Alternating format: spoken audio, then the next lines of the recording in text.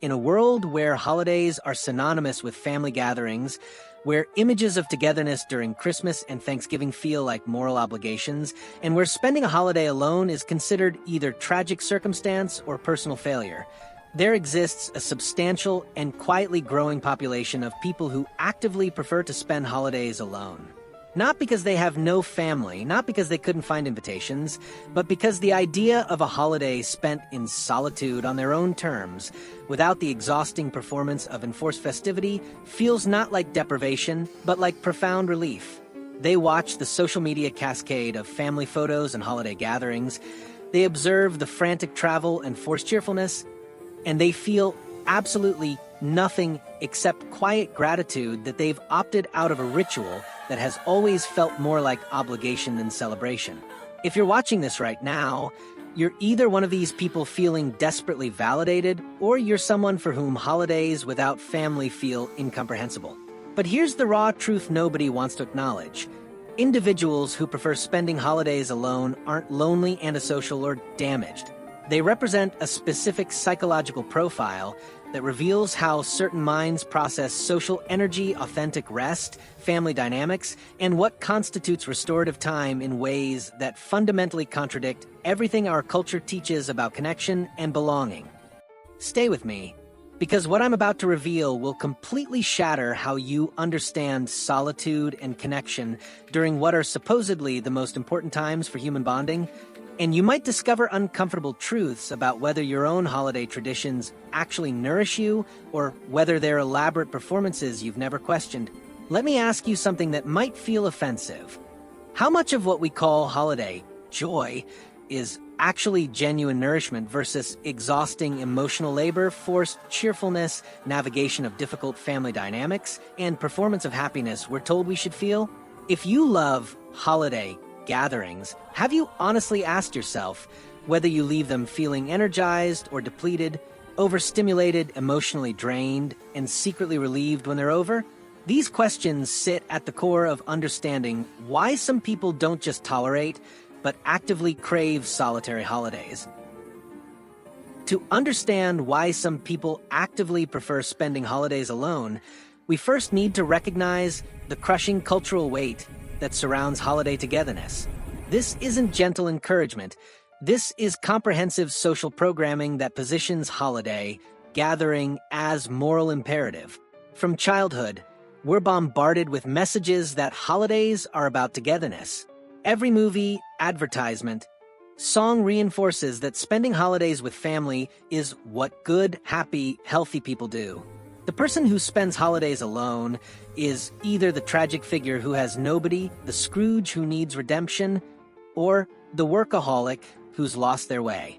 This cultural programming creates a mandatory togetherness doctrine where your worth as a family member and your emotional health are measured by your participation in holiday rituals.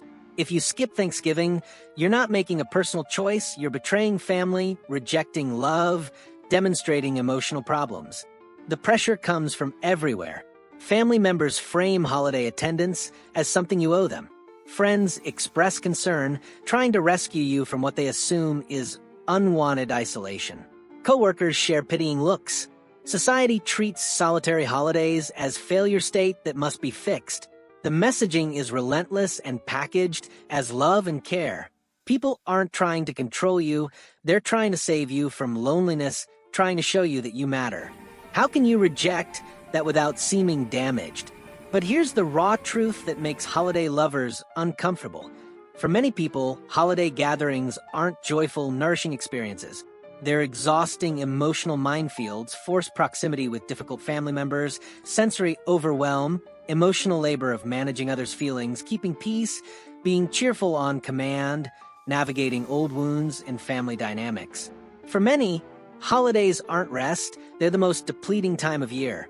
And some people have recognized this, done honest self-assessment, and chosen that spending holidays alone is not just preferable, but necessary for their psychological well-being.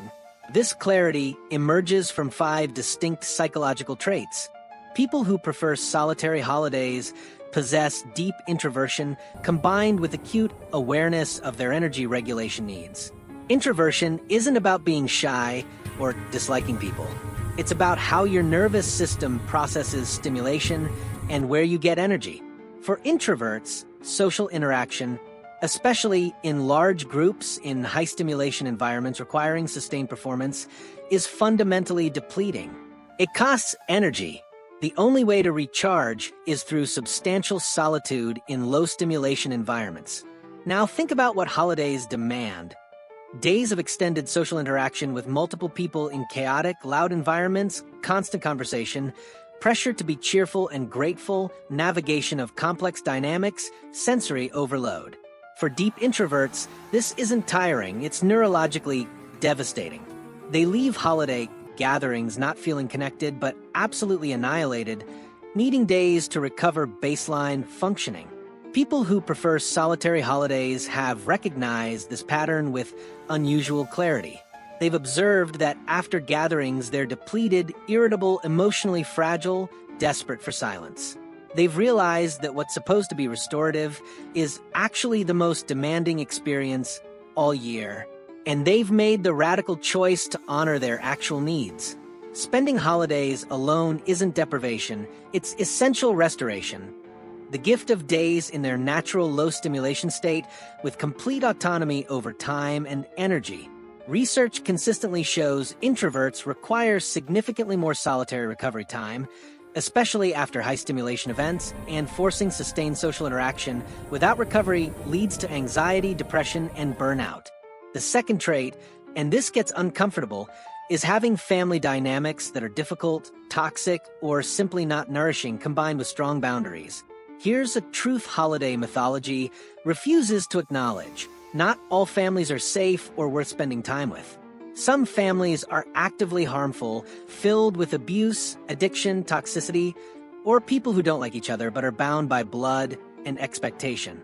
Some are subtle emotional battlegrounds where gatherings involve navigating wounds, managing difficult personalities, being criticized, reliving painful dynamics, or never being authentic.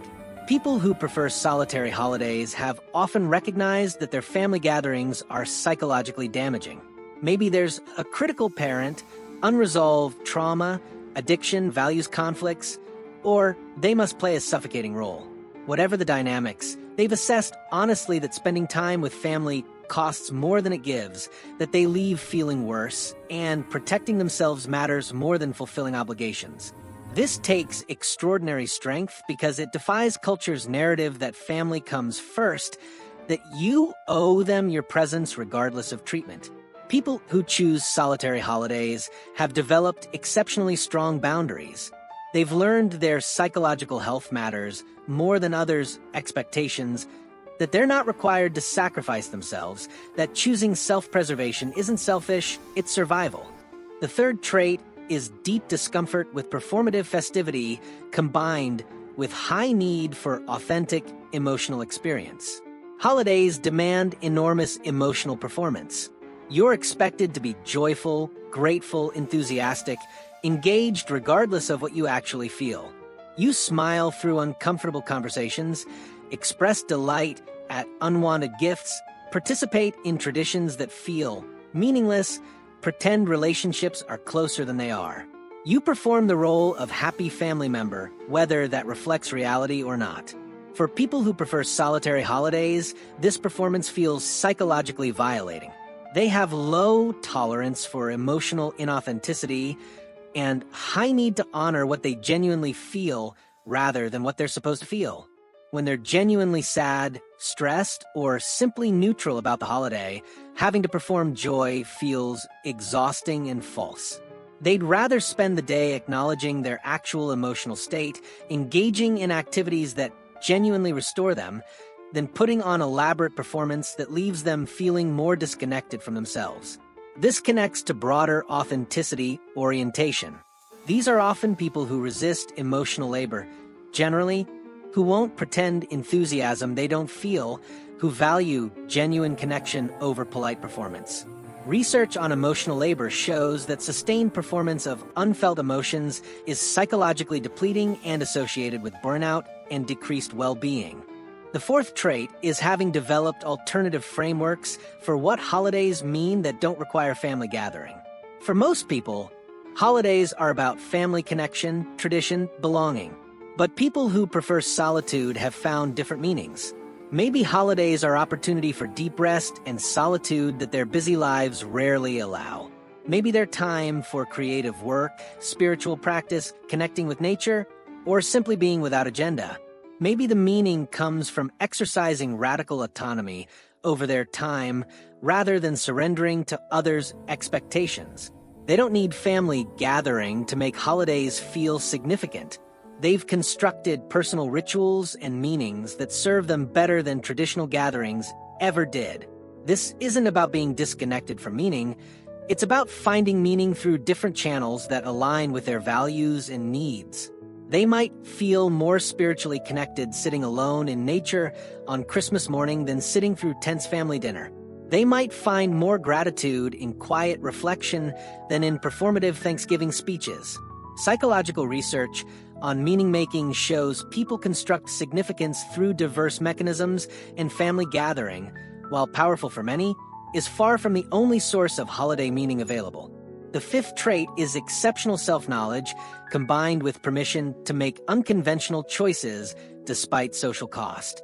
People who prefer solitary holidays have done something most people never do: honestly examined what actually serves their well-being rather than what they're told should serve it. They've recognized patterns in how they feel before, during, and after holiday gatherings. They've acknowledged that anxiety leading up to holidays, depletion afterward, and relief when they're over suggests these events don't actually nourish them. And, critically, they've given themselves permission to act on this knowledge, even though it violates social norms and disappoints others' expectations. This requires unusual psychological strength because it means tolerating others' judgment, disappointment, and accusations of being selfish or damaged. It means trusting your own experience over cultural narratives. It means being comfortable as the outlier who does holidays differently. Research on autonomy and well-being shows people who make choices based on authentic self-knowledge rather than social conformity report higher life satisfaction. When you combine these traits, deep introversion with energy awareness, difficult family dynamics with strong boundaries, rejection of performative festivity, alternative meaning frameworks, and high self-knowledge with permission for unconventional choices, you get a psychological profile that exposes something culture desperately doesn't want to admit. The universal need for holiday togetherness is mythology. For a substantial portion of people, solitary holidays aren't second-best option, they're optimal choice for well-being. Research shows that people who spend holidays alone by choice report equal or higher satisfaction than those who gather with family, especially when family dynamics are difficult or individuals have high introversion. The narrative that they'll be lonely and regretful is propaganda designed to maintain cultural norms, not reality. Here's what's truly radical. Choosing solitary holidays often requires more courage and self-awareness than following tradition. It means questioning one of culture's most sacred narratives, tolerating judgment and disappointment, trusting your needs over expectations. People who make this choice aren't avoiding connection, they're choosing authentic self-care over performative obligation. And many report that this choice actually improves their relationships because they're no longer resentful, depleted, and performing, but instead engaging with people when they genuinely have capacity rather than when calendar demands it. Here's what's truly radical. Choosing solitary holidays often requires more courage and self-awareness than following tradition. It means questioning one of culture's most sacred narratives, tolerating judgment and disappointment, trusting your needs over expectations. People who make this choice aren't avoiding connection, they're choosing authentic self-care over performative obligation. And many report that this choice actually improves their relationships because they're no longer resentful, depleted, and performing, but instead engaging with people when they genuinely have capacity rather than when calendar demands it. The deeper truth is we all have different needs for rest, connection, and meaning. Some find it through gathering, others through solitude. Neither is superior. Both can lead to fulfilling lives. The tragedy isn't in choosing solitude or gathering. It's in following paths unconsciously and judging others whose examined choices differ from yours. Now, I want to hear from you. Do you prefer solitary holidays or gathering? Have you examined why, or is it unquestioned habit? This is judgment-free space. Drop your honest thoughts in comments. I read every one. If this validated your experience or opened your mind, hit that like button. It helps this reach others navigating these choices. And if you want more raw truth about psychology that questions cultural norms, subscribe and hit the bell. Next week, the raw truth about people who don't feel sad at funerals.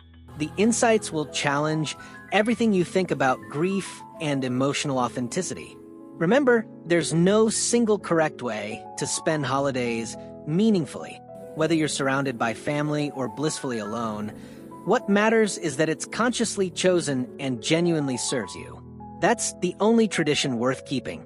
Thank you for watching. See you next week.